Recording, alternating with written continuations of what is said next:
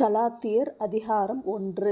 மனுஷராலுமல்ல, மனுஷன் மூலமாயுமல்ல, இயேசு கிறிஸ்துவினாலும் அவரை மரித்தோரிலிருந்தெழுப்பின பிதாவாகிய தேவனாலும் அப்போஸ்தலனாயிருக்கிற பவுலாகிய நானும் என்னுடனே கூட இருக்கிற சகோதரரெல்லாரும் கலாத்தியா நாட்டிலுள்ள சபைகளுக்கு எழுதுகிறதாவது: பிதாவாகிய தேவனாலும் நம்முடைய கர்த்தராகிய இயேசு கிறிஸ்துவினாலும் உங்களுக்கு கிருபையும் சமாதானமும் உண்டாவதாக. அவர் நம்மை இப்பொழுதிருக்கிற பொல்லாத பிரபஞ்சத்தினின்று விடுவிக்கும்படி நம்முடைய பிதாவாகிய தேவனுடைய சித்தத்தின்படியே நம்முடைய பாவங்களுக்காக தம்மை தாமே ஒப்புக்கொடுத்தார். அவருக்கு என்றென்றைக்கும் உள்ள சதா காலங்களிலும் மகிமை உண்டாவதாக. ஆமேன். உங்களை கிறிஸ்துவின் கிருபையினாலே அழைத்தவரை நீங்கள் இவ்வளவு சீக்கிரமாய் விட்டு வேறொரு சுவிசேஷத்திற்கு திரும்புகிறதைப் பற்றி நான் ஆச்சரியப்படுகிறேன். வேறொரு சுவிசேஷம் இல்லையே. சிலர் உங்களை கலகப்படுத்தி கிறிஸ்துவினுடைய சுவிசேஷத்தை புரட்ட மனதாயிருக்கிறார்களே அல்லாமல் வேறல்ல. நாங்கள் உங்களுக்கு பிரசங்கித்த சுவிசேஷத்தை அல்லாமல் நாங்களாவது வானத்திலிருந்து வருகிற ஒரு தூதனாவது வேறொரு சுவிசேஷத்தை உங்களுக்கு பிரசங்கித்தால் அவன் சபிக்கப்பட்டவனாயிருக்க கடவன்.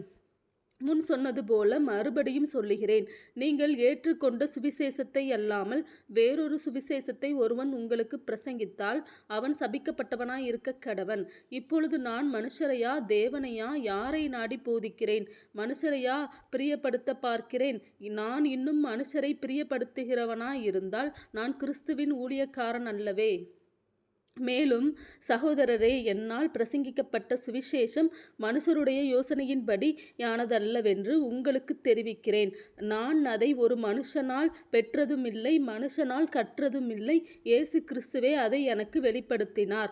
நான் யூத மார்க்கத்தில் இருந்தபோது என்னுடைய நடக்கையை குறித்து கேள்விப்பட்டிருப்பீர்கள்.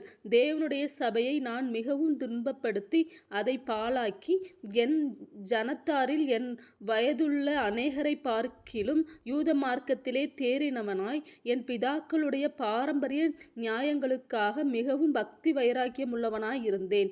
அப்படி இருந்தும் நான் என் தாயின் வயிற்றிலிருந்தது முதல் என்னை பிரித்தெடுத்து தம்முடைய கிருபையினால் அழைத்த தேவன் தம்முடைய குமாரனை நான் புறஜாதிகளிடத்தில் சுவிசேஷமாய் அறிவிக்கும் பொருட்டாக அவரை எனக்குள் வெளிப்படுத்த பிரியமாயிருந்தபோது உடனே நான் மாம்சத்தோடும் இரத்தத்தோடும் யோசனை பண்ணாமலும் எனக்கு முன்னே அப்போஸ்தலரானவர்களிடத்திலே எருசலேமுக்கு போகாமலும் அரபி தேசத்திற்கு புறப்பட்டு போய் மறுபடியும் தமஸ்கு ஊருக்கு திரும்பி வந்தேன். 3 வருஷம் சென்ற பின்பு பேதுருவை கண்டு கொள்ளும்படி நான் எருசலேமுக்கு போய் அவனிடத்தில் 15 நாள் தங்கியிருந்தேன். கர்த்தருடைய சகோதரனாகிய யாக்கோபை தவிர அப்போஸ்தலரில் வேறொருவரையும் நான் காணவில்லை. நான் உங்களுக்கு எழுதுகிற இவைகள் பொய்யல்லவென்று தேவனுக்கு முன்பாக நிச்சயமாய் சொல்லுகிறேன். பின்பு சீரியா சிலிசியா நாடுகளின் புறங்களில் வந்தேன். மேலும் யூதயா தேசத்திலே கிறிஸ்துவுக்குள்ளான சபைகளுக்கு முகமறியாதவனாயிருந்தேன். முன்னே நம்மை துன்பப்படுத்தினவனே தான் அழிக்க தேடின விசுவாசத்தை இப்பொழுது பிரசங்கிக்கிறான் என்பதை மாத்திரம் அவர்கள் கேள்விப்பட்டிருந்து என்னை பற்றி தேவனை மகிமைப்படுத்தினார்கள்.